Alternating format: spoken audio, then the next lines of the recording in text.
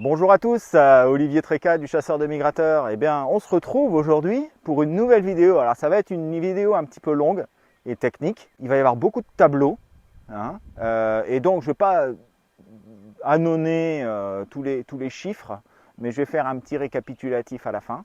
Hein. Mais le sujet de la vidéo, eh bien, ça va être plomb, acier, cuivre, lequel utiliser et quel grammage, quelle performance. Donc, en bref, quelle est la meilleure option pour passer au substitut, qui, je le rappelle, en février 2023, sera la norme un petit peu partout en France, sachant que il va falloir utiliser des billes, des munitions de substitut à moins de 100 mètres d'un plan d'eau. 100 mètres, c'est beaucoup. On n'aura pas le droit non plus d'avoir dans son gilet de chasse des munitions au plomb quand on est en action de chasse à moins de 100 mètres d'un plan d'eau.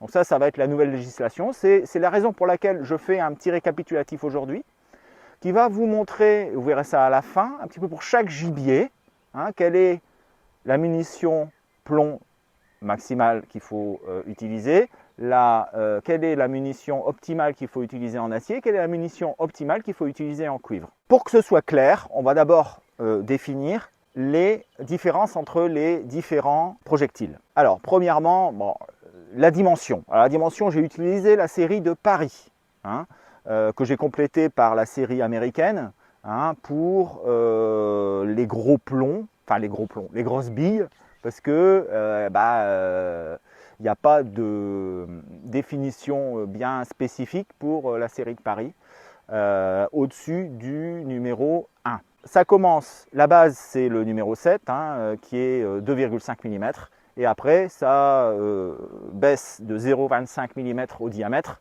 pour chaque numéro de bille, et ensuite donc on arrive jusqu'au BB ou alors du T, TT, etc. pour les grosses billes américaines. Mais ça, vous verrez sur les tableaux. Alors, il y a quelque chose qui est quand même beaucoup plus important que les dimensions, quoique c'est quand même important parce que, par exemple, les séries italiennes ne sont pas du tout les mêmes que la série française. Donc là, on parle bien d'une série française. Ce qui est plus important encore, c'est la densité. Hein. Alors, la densité du plomb, c'est 11. Alors c'est un petit peu plus faible que la densité normale que vous allez trouver sur le tableau de Mendeleïev, mais c'est parce que ce n'est pas un plomb pur qui est utilisé, c'est en général un plomb qui est durci, donc avec soit de l'antimoine en alliage, soit de l'arsenic. Et puis quand il est nickelé par exemple, ça fait baisser aussi la densité. Donc on est autour de 11 pour du plomb. Pour du cuivre, là c'est du cuivre pur, donc on est à 8,9 grammes par centimètre cube. Enfin, pour l'acier, alors ce n'est pas vraiment de l'acier, mais c'est plutôt du fer, hein, avec une teneur en carbone qui est très très faible. On est avec une densité qui est de 7,8. On va voir maintenant la létalité. La létalité de chaque bille. Alors bien entendu, la létalité, comme je l'explique dans les vidéos précédentes, est dépendante de la pénétration. Pourquoi? Eh bien parce qu'il faut un certain nombre de millimètres de pénétration pour atteindre un organe vital. La pénétration, elle va dépendre de quoi? Elle va dépendre de la vitesse à l'impact, de la masse de la bille, hein, mais aussi de la surface spécifique de la bille. C'est-à-dire que, en gros, c'est la surface. Hein. Plus la bille va avoir une vitesse importante, plus elle va pénétrer profondément à l'intérieur du gibier. Plus la masse de la bille va être importante, plus elle va pénétrer de manière importante dans le gibier. On peut, pour chaque gibier, hein, définir une pénétration minimale théorique qu'il faut pour que la bille soit létale. Alors, la base, c'est le colvert, hein, et le colvert, on sait que ça fait 1,5 pouces, donc 37 mm de pénétration. Il faut 37 mm de pénétration pour être sûr d'atteindre, pour un canard colvert, hein, un organe vital. Un organe vital, alors je rappelle ce que c'est, hein, c'est le cerveau, la tête, c'est la colonne vertébrale, c'est le cœur, c'est le foie, les poumons. Et si on fait, j'allais dire, une petite règle de 3, hein, un petit peu plus compliquée, je vous passe les détails mathématiques, on arrive pour une oie cendrée à 54 mm de pénétration, donc le colvert 37, et puis pour les autres gibiers, eh bien, Pour un canard moyen, on va dire c'est 33, un souchet 31, une sarcelle 26, c'est quand même beaucoup plus petit. Hein. Les grives, c'est 14 ou 17 en fonction de si c'est une Movis ou une licorne. Et enfin, pour le pigeon, c'est 29 mm. Et pour le vanneau, 22 mm. Hein, pour la bécasse, 25. Et pour la bécassine, 17 comme une grosse grive. Maintenant, il faut qu'on définisse un petit peu quelle est la pénétration en fonction de la distance et en fonction de la taille des billes pour pouvoir définir quelle est la bille la mieux adaptée pour tel gibier. Là, il va y avoir un gros tableau avec pas mal de chiffres. Donc, c'est des tableaux donc, pour chaque type de bille, de 1 à 7,5 par exemple pour le plomb, entre 25 et 50 mètres. Hein, et on voit que pour atteindre 37 mm par exemple, avec une bille de 6, eh bien, on est aux alentours de entre 45 et 50 mètres. Voilà. Donc ça veut dire qu'une bille de 6, elle va être létale entre 45 et 50 mètres sur un canard colvert. Pour l'acier, l'acier il a une densité plus faible, hein, 7,8. Donc là, si on prend du 6 et qu'on regarde à 45 mètres, on n'a que 23 mm de pénétration. Évidemment.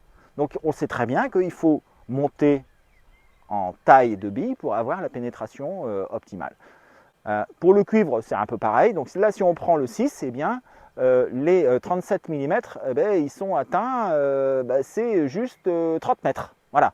Donc il va falloir monter en taille de bille pour avoir la pénétration suffisante. En conclusion, sur la létalité des billes, quelles sont les billes qu'on peut tirer à 50 mètres hein, sur tous les gibiers. Donc vous allez voir, là aussi, il y a encore un tableau. Hein. Alors sur une oie cendrée, en plomb, c'est du 3. En acier, c'est du plomb, c'est de la bille bébé. Et en cuivre, c'est de la bille numéro 1, hein, qui est 4 mm de diamètre. Si on prend le colvert, donc, en numéro de plomb, c'est du 6, hein, on l'a vu au-dessus. En acier, c'est du 2. Hein, le 2, c'est 3,75. Et en cuivre, c'est du 4. Le 4, 3,25. Si on prend une autre espèce, hein, par exemple une grive, hein, on voit, alors je rappelle, on a fait lors du tir de la grive, je vous ai montré que la meilleure bille c'était le 10 en plomb. Hein. En acier, c'est le 7,5 et en cuivre c'est le 7,5. Alors vous voyez, le problème c'est que on a des billes qui sont pas forcément, on n'a pas forcément tout sur le marché. Hein. Par contre, des billes de 7,5, on en a en acier, on en a en cuivre. Donc c'est la bille qu'il faut utiliser. Pour le pigeon, alors je sais qu'il y a beaucoup de gens qui tirent le pigeon. En plomb, c'est le plomb de 7. Je sais que ça va faire rigoler certains, mais la théorie dit que c'est le plomb de 7 qui est létal à 45-50 mètres. En acier, ce sera le plomb la bille de 4. Hein, et en cuivre, la bille de 5. Alors maintenant, on va parler du groupement, parce que ça ne sert à rien d'avoir une bille létale si on a uniquement une bille qui atteint le gibier, parce que là, on a vraiment une chance sur 5 de le faire tomber. Il faut qu'on ait un certain nombre d'atteintes pour avoir statistiquement une atteinte qui soit létale. Alors, le groupement, bien entendu, c'est très important. Plus on va être groupé, plus on va avoir une densité de billes au décimètre carré, plus on va avoir de chances d'atteindre le gibier, plus on va avoir un nombre d'atteintes important par rapport à la surface de chaque animal.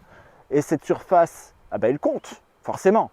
Évidemment, on ne tire pas une grive qui fait quelques centimètres carrés comme une oie qui va faire plusieurs décimètres carrés. Hein. Donc là, on a fait un petit calcul aussi, hein, suivant le poids du gibier, hein, pour déterminer la surface spécifique de chaque espèce. Pour la surface, on a retenu 180 cm² pour un colvert. Hein, donc en gros, c'est 1 décimètre carré, 8. Hein, voilà, c'est ça. Hein, ça prend en compte, bien entendu, le corps plus la tête. Après, pour les autres espèces, eh bien, pour la sarcelle, eh bien, c'est 88 cm², donc on est presque la moitié moins qu'un colvert, ce qui est tout à fait normal. Et pour un pigeon, eh bien, c'est 113 cm². Donc c'est en gros 1,1 décimètre², hein, un décimètre² étant un carré de 10 cm sur 10 cm. Donc on a vu la pénétration, on a vu le groupement, on a vu le nombre d'atteintes qu'il faut pour toucher un gibier, la distance maximale à laquelle il faut tirer. Maintenant on va regarder sur des munitions standards, donc 32 grammes de plomb, hein, qui est une munition qui est extrêmement bien adaptée au calibre 12. Quel est le plomb qu'il faut tirer et la distance maximale à laquelle on peut tirer avec cette 32 grammes. Alors, pour une oie, par exemple, une 32 grammes, c'est du numéro 3, comme je l'ai dit avant, et on peut tirer en gros jusque 50 mètres. Alors, les gens diront, 50 mètres avec une 32 grammes, oui, mais on tire jamais une oie avec une 32 grammes.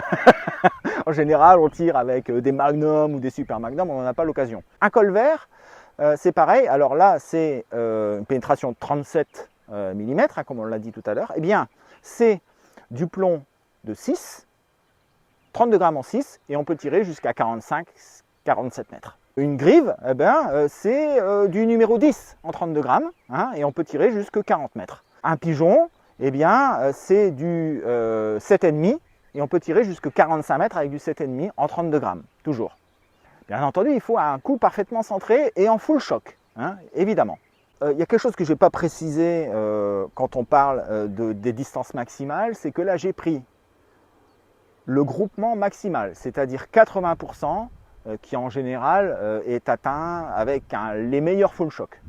Hein, le groupement, je vous le rappelle, hein, c'est le pourcentage de billes dans un cercle de 76 cm à 35 mètres. Donc si on atteint les 80% de groupement avec du plomb, avec les meilleurs chocs, eh bien on peut atteindre 100% avec le cuivre et l'acier. Et ça fait toute la différence.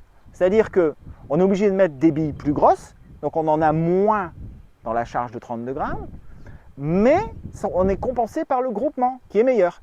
Hein. Alors on va voir un petit peu ce que ça donne sur, non pas une 32 grammes de plomb, mais une 35 grammes d'acier. Les 35 grammes d'acier, qu'est-ce qu'il faut utiliser pour les oies? Eh bien, pour les oies, il faut utiliser de la bille bébé, hein, et puis on peut aller tirer environ jusque 45-50 mètres. Voilà, toujours, alors 35 grammes, hein, 35 grammes, groupement de 100%. Pour un colvert, il faut tirer du 2. Hein, du 2, et là on atteint 40-45 mètres, hein, avec une 35 grammes de 2. Pour un canard moyen, voilà, c'est 33 mm de pénétration, hein, là c'est soit du 3, dans ce cas-là on atteint 43 mètres, ou alors c'est soit du 4, et on atteint 42 mètres. Pourquoi il y a une différence? Parce que le 3 il va être létal un peu plus loin, hein, mais il y aura moins de billes. Donc on peut tirer un petit peu plus loin, mais on ne peut pas tirer beaucoup plus. En fait, il est létal plus loin que les 43 mètres, mais on n'a pas assez de billes. Tandis que le 4, il est létal moins loin, on a assez de billes, mais là, on est limité par la distance. Et donc, on atteint les 40-42 mètres. Pour le pigeon, eh bien, là aussi, on a un peu le choix. Donc, c'est soit du 5 acier, 40 mètres, ou soit du 4 acier, 43 mètres. Donc en gros, on est à peu près toujours aux 40 mètres. Hein. Donc ça, c'est quand même intéressant. Vous voyez qu'on atteint 45-50 mètres avec du plomb, on atteint 40-42 mètres en gros avec de l'acier. Hein, ce qui est, je veux dire, c'est pas comparable, mais presque. Hein, mais presque. Entre une 32 grammes et une 35 grammes acier. Alors maintenant, on va parler du cuivre. Le cuivre, ça a une densité un peu plus élevée. Hein, le groupement est toujours aussi bon parce que les billes sont quasiment indéformables. Donc on a quelque chose qui se situe en gros entre le plomb et l'acier. Hein. Donc là on va prendre une charge de 32 grammes. On va voir un petit peu ce que ça donne. Donc notre fameux canard colvert, là il ne faut plus le tirer avec du 2 acier, mais là il faut le tirer avec du 4. Et là on atteint 49 mètres. Ce qui est, j'allais dire, presque aussi bien que les 32 grammes de 6 en plomb full choc.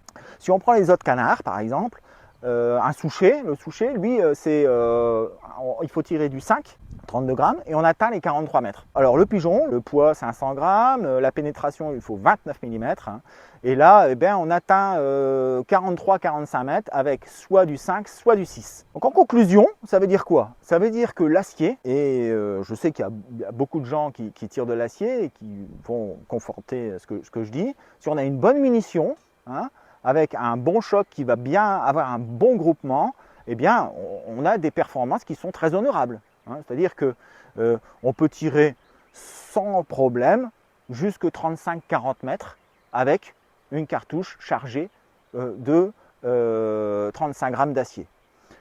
Bien entendu, il faut prendre des munitions de haute qualité, un peu plus chargées qu'au plomb, et avec des billes adaptées, c'est-à-dire au moins 2 tailles plus grosses que les billes qu'on utilise d'habitude. Pour le cuivre, le cuivre, ça concurrence presque le plomb, voilà, sans rien changer. Hein. Les performances sont un tout petit peu plus faibles, on va dire 2-3 mètres, mais c'est presque aussi bon que le plomb en termes de performance. Alors, la densité, bien entendu, est plus faible, mais le groupement est plus fort et l'un compense l'autre en quelque sorte. Donc voilà la fin de ce diaporama, de cette vidéo. J'espère que ça vous aura intéressé. Je pense que c'est quelque chose qui est assez important parce qu'on perd nos repères. On perd nos repères quand on doit acheter. On va chez l'armurier. On lui dit voilà, qu'est-ce qu'il faut que je prenne? Je vais au Pison. Quelle est la munition acier qu'il faut que je tire? Bon ben voilà, vous avez la réponse aujourd'hui. Il faut utiliser ça. Si vous tirez ça, vous ne serez pas déçu par cette munition. Elle ne sera pas trop grosse, elle ne sera pas trop petite. Elle sera comme il faut, optimale. Alors bien entendu, si c'est une marque ou bien l'autre, ça peut changer. Il faut faire quand même quelques essais. Hein. Voilà. Après, si vous allez au canard, le cuivre est une très bonne alternative, idem que le plomb. Donc là, c'est vrai que c'est un peu plus cher en général que l'acier, mais c'est aussi quelque chose qui est très performant. Et donc vous pouvez utiliser le tableau pour pouvoir choisir vos cartouches. Vous retrouverez d'ailleurs l'ensemble des explications avec tous les tableaux, tous les chiffres, etc. sur le site lechasseurdemigrateur.com, hein, sur lequel vous trouverez non seulement les diaporamas et les explications des différentes vidéos précédentes, mais aussi le polo que j'ai sur moi et que vous voyez, il est très beau, hein, en coton bio nickel. Mais il y a aussi les autocollants Le Chasseur de Migrateurs et des petits mugs pour siroter un café tranquillou, gilou, en attendant le gibier. Écoutez, je vous remercie beaucoup. J'espère que cette vidéo sera profitable pour tout le monde. Vous mettez un petit pouce bleu si vous aimez cette vidéo.